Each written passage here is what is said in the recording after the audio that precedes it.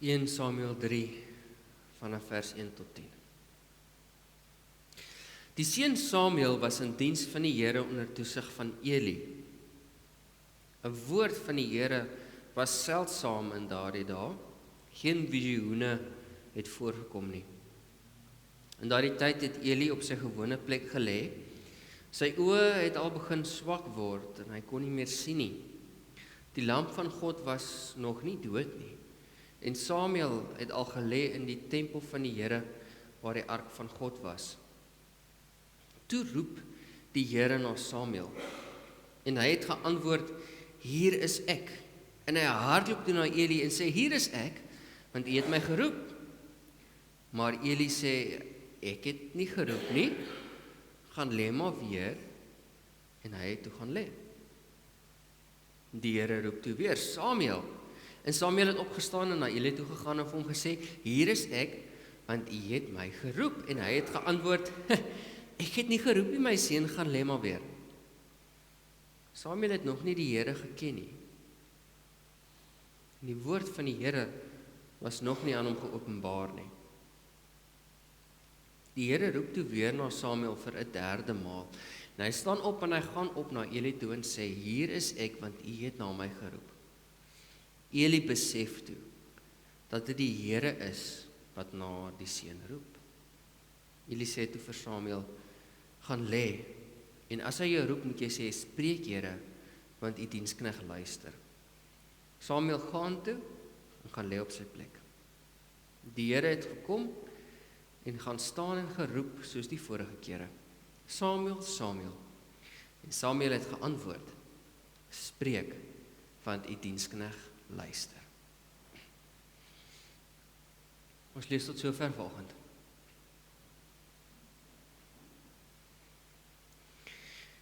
Nou vriende, julle sou seker al voorheen die spreekwoord gehoor het, as 'n mens sê dat iets het toevallig gebeur, dan sê iemand, nee, dit het nie toevallig gebeur nie. Dit is toevallig. Met ander woorde, dat die Here op een of ander manier in oomblikke van toeval in ons lewens met ons praat. En dat baie keer wanneer dit kom by dinge wat toevallig gebeur, dat dit eintlik glad nie so toevallig is nie, maar dat die Here op 'n manier tot ons spreek. Nou laasweek was ek dankbaar en bevoorreg genoeg om 'n bietjie verlof te kon hê. En in hierdie verloftyd het ek my selfoon en my rekenaar in die laai toegesluit. En dit was 'n lekker ervaring om net weer 'n bietjie teenwoordig te word in die lewe, want ons lewens word so oorheers deur fone en kommunikasie. En ek het baie nagedink in daardie week oor wat dit beteken om te luister na die Here se stem, om werklik stil te word. En hierdie week sonder die selfoon en die rekenaar was eintlik moeiliker as wat ek oorspronklik gedink het. Maar in hierdie tyd gaan laai ek vir Frederik by die skooltjie af in die oggende. En soos wat ek hom in die skooltjie gaan aflaai, het die bloeddiens soms hierdie gewoonte om advertensies op die radio te adverteer. Hulle adverteer veral in tye wanneer die bloedvoorraad baie min is. Nou ek is iemand wat nog altyd my hele lewe lank bloed skenk en ek is iets waarop ek baie trots is. Maar weens klomp verskillende gebeure wat gebeur het en so, het ek baie lanklaas bloed geskenk, omtrent 3 jaar terug. En dis iets wat die hele tyd in my gedagtes is, ek wil graag bloed skenk. En ek weet dat die bloeddienste die eerste donderdag van elke maand kom na die kerk toe. Hulle is hier in die saal. En so ry ek en ek hoor die advertensie op die bloeddiens. Hulle sê die bloedvoorraad is in nood. Daar is net, kom ons sê, 3 dae se bloedvoorraad, 4 dae se bloedvoorraad oor. Die volgende oggend gaan laat ek weer vir Frederik by die skooltjie af en die advertensie loop weer. Nou is daar 3 dae se bloedvoorraad oor. En ek herinner myself, Dewald, jy moet onthou om bloed te gaan skenk wanneer die bloeddienste kom. Dis net hier so by die saal, dis vinnig. Die week gaan aan, ek gaan Spar toe, en wat sien ek? Ek sien die bloeddienste poster op die oogkundiges se ding, en ek moet onthou om bloed te skenk.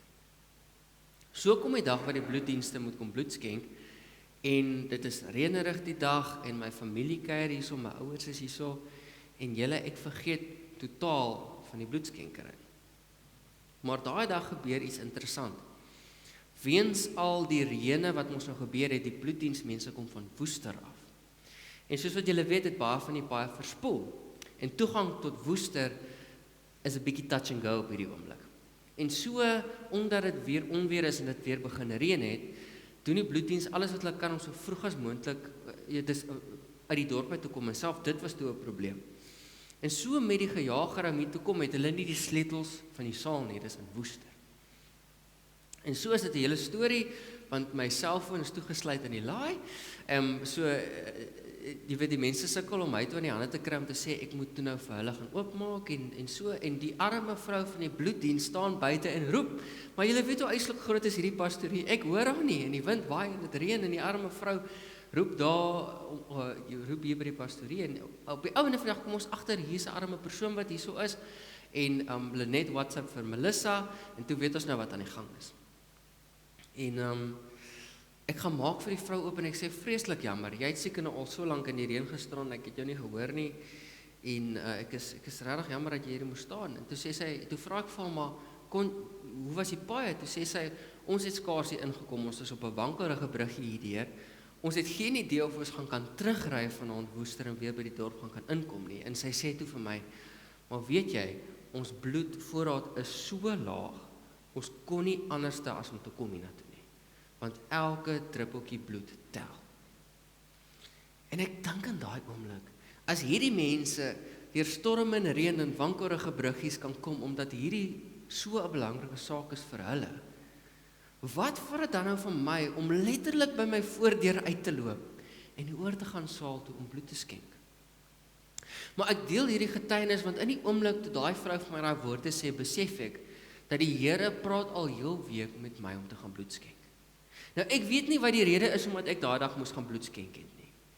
Maar dit is vir my merkwaardig dat ondanks my eie menslikheid en die feit dat ek vergeet het om daar op te daag op daai dag, is dit toevallig dat op daai spesifieke dag wat ek akiet bewus gewees het daai hele week van die bloedvoorraad wat laag is, dat hierdie vrou en ek se paai kruis, want normaalweg het ek niks te doen met die bloedskenkery nie.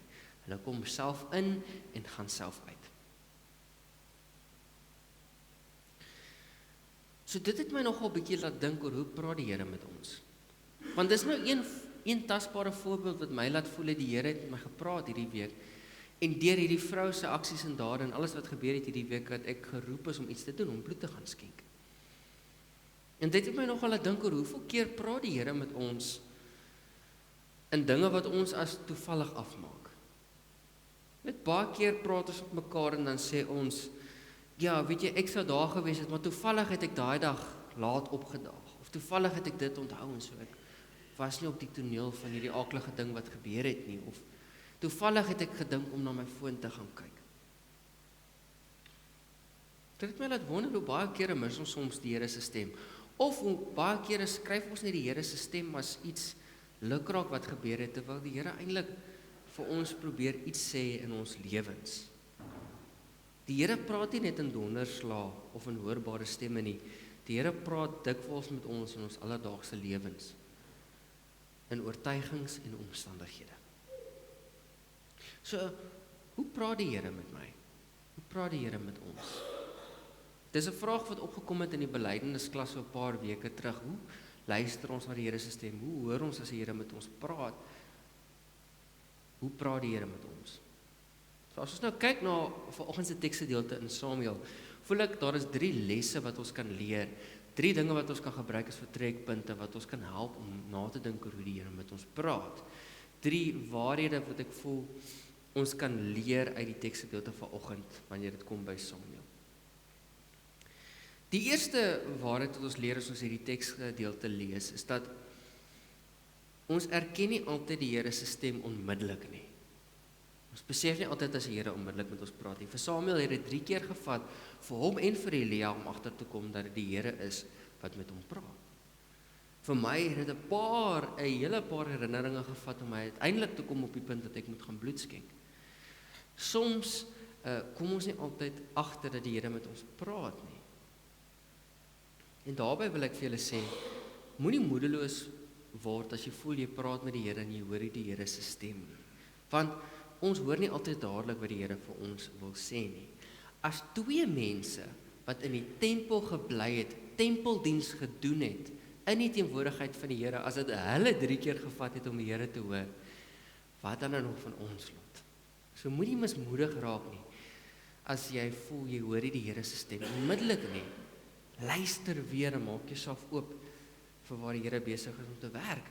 Die tweede les wat ek voel, ons saam met ons kan dra, wanneer dit kom, by die Here se teenwoordigheid, en om te luister na die Here en die Here se stem te hoor, is, soms moet ons nie die rol minag van wat ander mense in ons lewens het nie. Samuel was bevoorreg om 'n mentor te hê in Eli, 'n ouer ervare mentor, iemand wat hulle bietjie ietsie weet van geloof af. Daarom kon Eli vir hom help, toe hulle nou besef het, dis die Here, kon Eli hom begelei. In ons lewens is daar mense wat oor ons pad kom. Of dit iemand is van die bloeddiens, of dit 'n wyse figuur in jou lewe is, wanneer jy worstel met iets. Dis mos maar eintlik hoekom ons die amp van ouderling ook in ons kerk het, né? Ouderlinge is mense wat wysheid het, wat alle pad gestap het in hulle geloof, wat die Here goed ken en ons kan help en lei op die regte pad. So die Here stuur vir ons mense, medegelowiges oor ons pad, om ons te help om die Here se stem te hoor.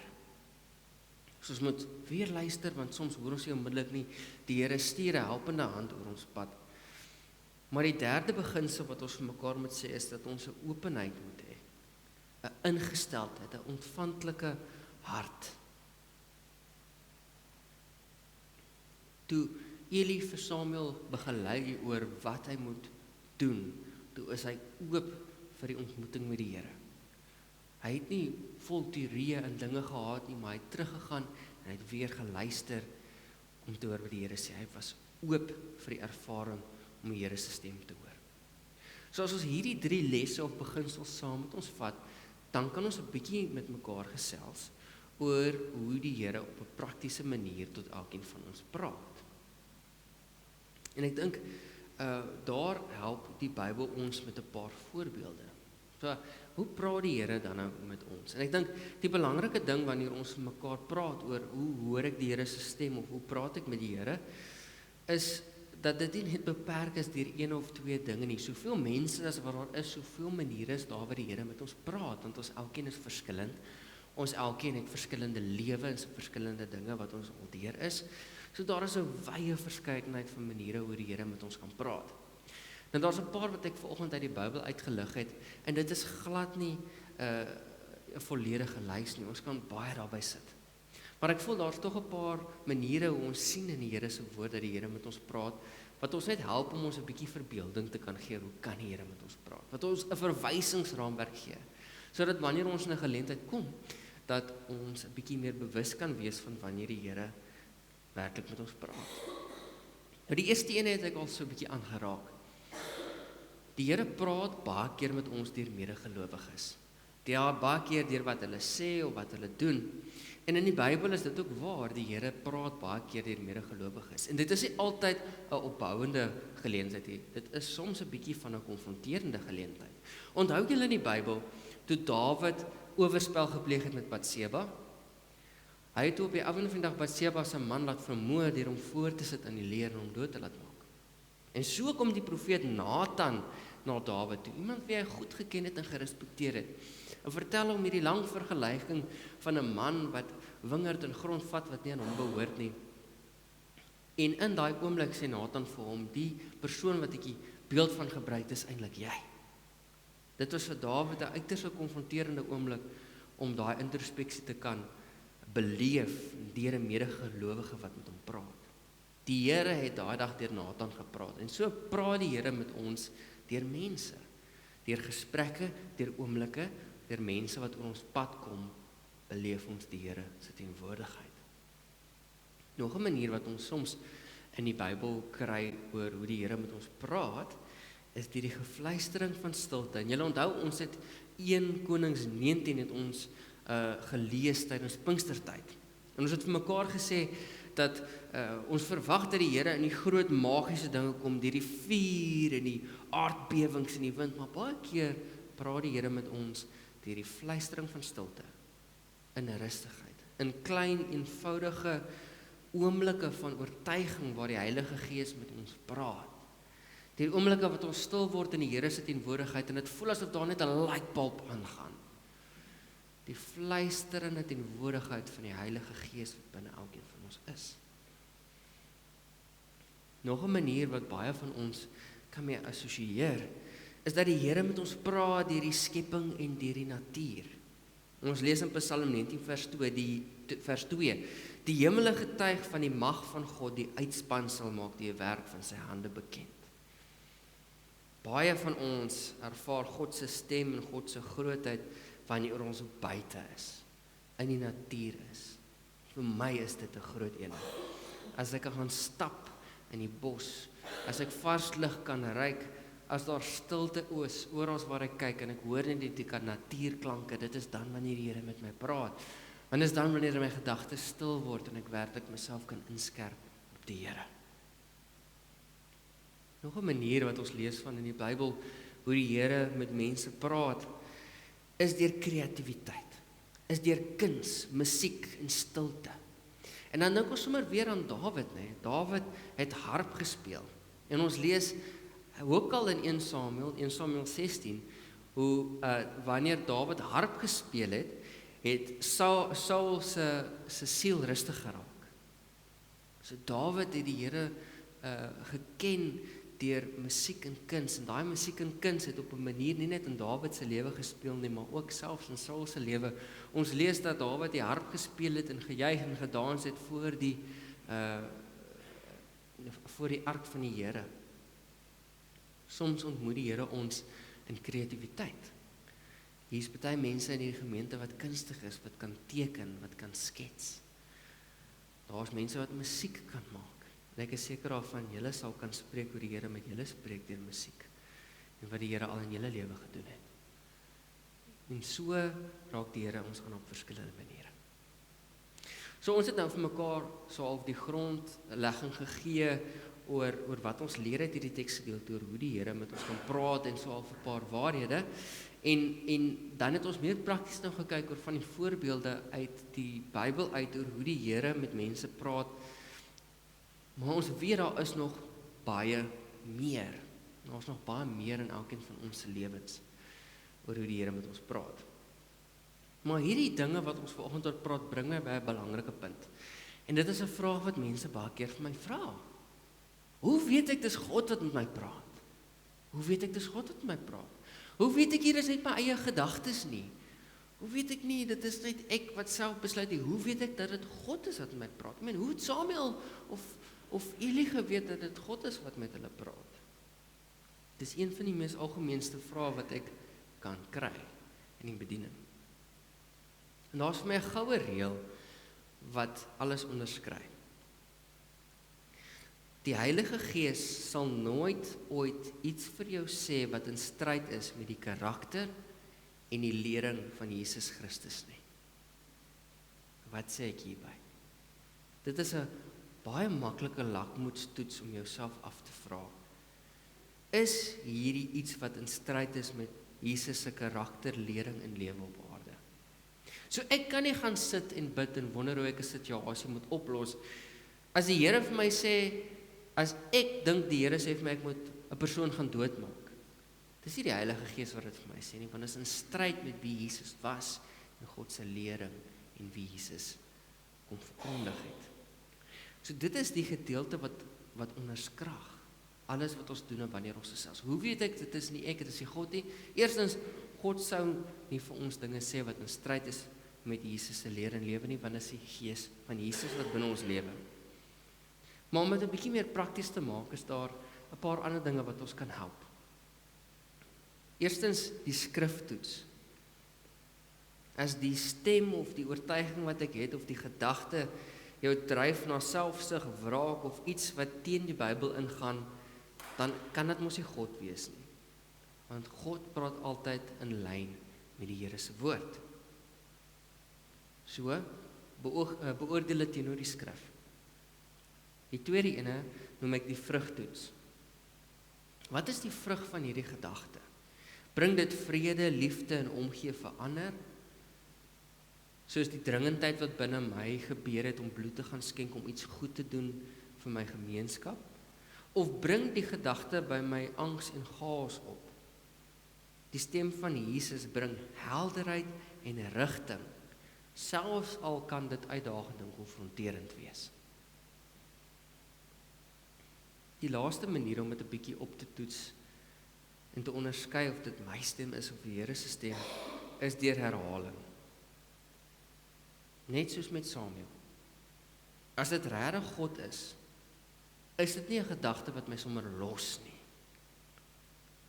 Toe ek in my matriekjaar was en ek het die oortuiging gekry dat ek nie 'n vleienier moes word nie, maar dat ek moes teologie gaan studeer, is dit 'n dringende ding wat my nie gelos het nie.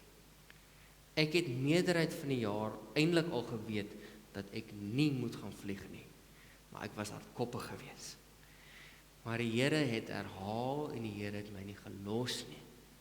So nog 'n manier om te oordeel of dit die Here is en of dit my eie stem is om myself af te vra, is dit iets wat die hele tyd oor my pad kom?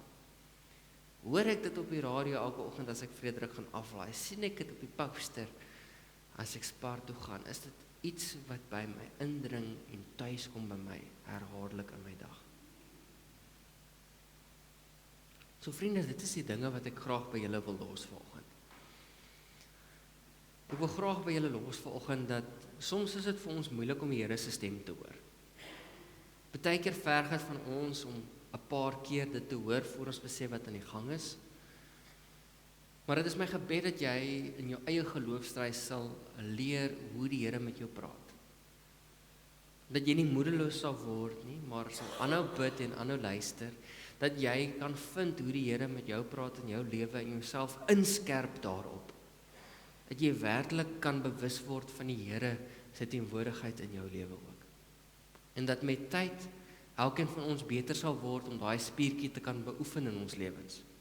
Om dit wat ons hoor te oordeel teenoor die Here se skrif. Jesus se leer en lewe, die vrug van die Gees wat dit opwek of nie opwek binne ons nie. Dat ons aandagtig kan luister. Daarom voel ek hierdie teksgedeelte daagliks uit hierdie week om te bid. Nie te bid, Here, sê vir my wat ek moet doen nie, maar eerder dat ons hierdie week kan bid so Samuel. Praat, Here, u dienaar luister. Mag ons fyn gesteld wees, onsself instel op die toevallighede in ons lewens en nie 'n oomblik laat verbygaan waar die Here met ons praat nie. Amen. Kom ons sluit ons oë vir 'n oomblik.